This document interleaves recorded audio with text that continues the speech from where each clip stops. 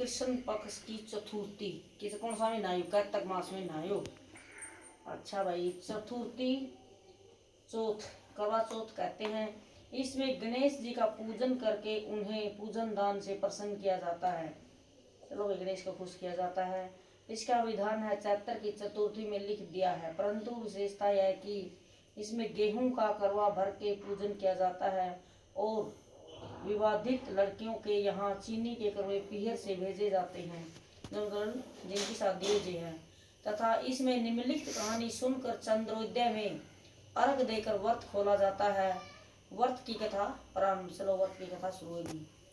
एक साहूकार के थे 7 लड़के और 1 लड़की थी। लवे एक सेठ था, वो था बड़ा साहूकार, उसका 7 लड़के थे और 1 लड़की थी। सेठानी के सहित उसकी बहू और बेटी ने करवा चौथ का व्रत रख लिया।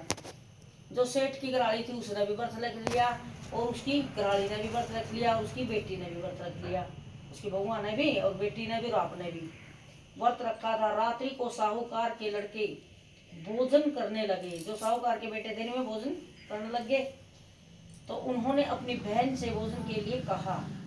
इस पर बहन ने उत्तर दिया, भाई अभी चांद नहीं निकला है। उनका छल था, जहाँ तो उसकी चांद पहले आग बाल के दिखावेंगे। अभी चांद नहीं निकला है, उसके निकलने पर अर्घ देकर भोजन करूंगी। आई तरह समझ में। सेठ के कितने बेटे थे? 7 थे और 1 उनका लड़की थी। और सेठ की घराड़ी ने भी व्रत रखा और उनकी बेटी ने भी रखा, उसकी घराड़ी ने भी रखा। उसके भाइयों ने क्या भूख लग गई तो उन्होंने भोजन खाने लगे। जब उसने लड़की के लिए छल करना था ना उन्हें, तो बहन तू भी भोजन कर ले। वह बोली, भैया अर्घ देकर करूंगी, अभी चांद नहीं निकला है, उसके निकलने पर ही अर्घ देकर भोजन करूंगी। बहन की बात सुनकर भाइयों ने क्या काम किया, नगर से बाहर जाकर अग्नि जला दी। नगर के गांव के बाहर जाकर आग जला दी और छलनी ले जाकर उससे प्रकाश दिखाते हुए, छलनी माता की दिखाई ना आग दिखाई दी, चांदना हो गया, आग बढ़ गई। तो प्रकाश दिखाते उन्होंने बहन से कहा, बहन चांद निकल आया है, अर्घ देकर भोजन जीम लो। बोल दी झूठ है।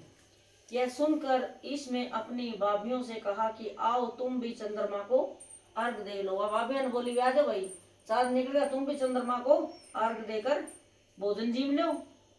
आओ तुम भी चंद्रमा को अर्घ दे लो। परंतु वे इस कांड को जानती थी। उन्होंने कहा, उन्होंने पहले मेरा था अभी कांड गलत करने लग रही हैं।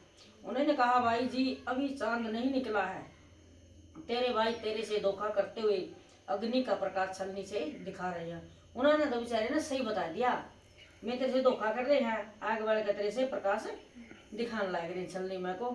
भाभीियों की बात सुनकर भी उसने कुछ ध्यान न दिया। उसने ध्यान क्यों दिया? क्यों? विश्वास था भी भाई यहाँ पे भाई चीजें इसी है, उसको तो क्या था, विश्वास था। भाभीियों की बात सुनकर उसने कुछ ध्यान नहीं दिया। वह भाइयों द्वारा दिखाए प्रकाश को ही अर्घ देकर भोजन कर लिया भोजन बाजन। इस प्रकार व्रत भंग करने से गणेश जी उस पर अप्रसन्न खुश हो गए, नाराज हो गए। इसके बाद उसका पति सख्त बीमार हो गया और जो कुछ घर में था उसकी बीमारी में लग गया।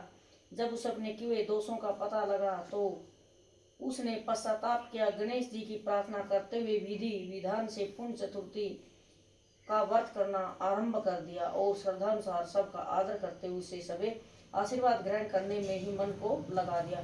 उसने क्या करा, दोबारा गणेश जी का व्रत करना शुरू कर दिया और सारा तन मन धन श्रद्धानुसार किसमें लगा दिया, गणेश जी की पूजा में लगा दिया उसने। तो इस प्रकार उसके श्रद्धा भक्ति सहित कर्म को देखकर, उसके श्रद्धा से भक्ति को देखकर गणेश जी, भगवान गणेश जी उस पर फिर प्रसन्न हो गए और उसके पति को जीवन दान देकर उसे आरोग्य करने के पश्चात धन संपत्ति से युक्त कर दिया।